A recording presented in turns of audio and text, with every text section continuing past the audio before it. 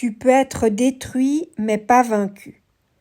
Mon podcast d'aujourd'hui a été inspiré par la citation d'Ernest Hemingway, qui affirme que l'homme peut être détruit mais pas vaincu. Cette phrase « tu peux être détruit mais pas vaincu », elle fait appel à la résilience de l'être humain.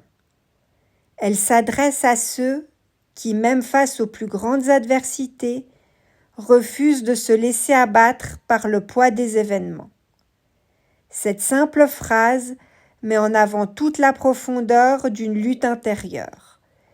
Des batailles invisibles que nous menons tous un jour ou l'autre, des épreuves traversées, mais aussi des forces insoupçonnées que nous puisons en nous-mêmes. Mais en quoi détruit et vaincu se différencie-t-il, en fait ?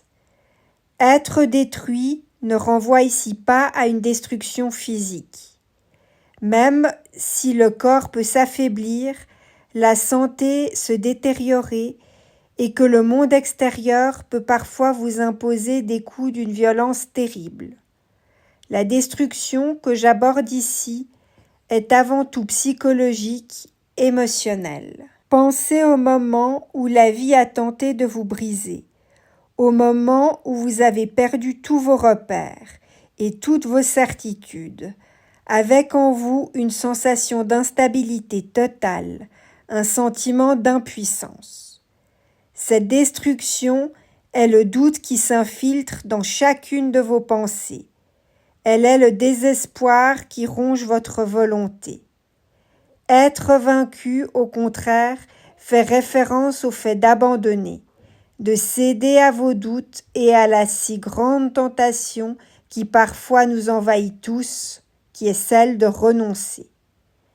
Être vaincu, c'est penser que vous ne pouvez plus rien y faire et qu'il est donc inutile de lutter. Être vaincu, c'est vous laisser dominer par cette voix intérieure qui vous murmure que vous ne pourrez jamais vous relever, que votre chute est définitive. Mais gardez ceci à l'esprit. Vous pouvez être détruit, c'est la vie. Mais vous ne devez pas vous avouer vaincu. Jamais. Parce que tant que vous refuserez cette défaite intérieure, vous ne serez pas vaincu. Gardez au fond de vous cette flamme, même vacillante, d'espoir. Sachez qu'être détruit n'est qu'un état passager. Vous aurez peut-être l'impression que le chaos a tout emporté sur son passage. Mais n'oubliez jamais qu'il existe en chacun de nous une force qui dépasse la simple matérialité des événements. Cette force, c'est la résilience. C'est la capacité à se redresser, à résister à l'effondrement total de l'âme, à chercher, même dans l'obscurité la plus profonde, une lumière aussi minime soit-elle. L'histoire humaine est pleine de récits de personnes qui ont traversé les pires tourments et qui, malgré tout, ont refusé la défaite. Prenons l'exemple de Nelson Mandela, qui a été emprisonné pendant des dizaines d'années. Et pourtant, malgré qu'on lui ait retiré sa liberté physique, il a conservé sa liberté d'esprit. Malgré qu'il ait été écrasé par des conditions d'emprisonnement difficiles, il a émergé de cette épreuve, prêt à mener son peuple vers la réconciliation. Il ne s'est pas laissé vaincre parce qu'il a refusé de se laisser abattre. Pour en revenir à Ernest Hemingway, il illustre cette idée dans son roman « Le vieil homme et la mer », à travers le pêcheur Santiago. En effet, vieux et seul, Santiago lutte contre un immense poisson pendant des jours. Il est conscient qu'il risque de tout perdre et qu'il pourrait être détruit par cette lutte inégale. Mais il ne cède pas à la défaite. Un homme peut être détruit mais pas vaincu, dit-il. Et quand le poisson est finalement dévoré par les requins et que tout semble perdu, l'homme reste debout dans sa dignité, invaincu dans son âme. C'est cette philosophie de vie que vous devez adopter. Je vous invite maintenant à examiner au plus profond de vous-même les moments où vous avez cru que tout s'effondrait, les moments où l'épreuve que vous traversiez vous semblait insurmontable. Pourquoi cette introspection? Parce que c'est dans ces moments de crise et seulement dans ceux-ci qu'on découvre notre vraie nature et que vous découvrirez donc la vôtre. Tant que vous refuserez d'accepter la défaite, votre destruction ne sera jamais complète.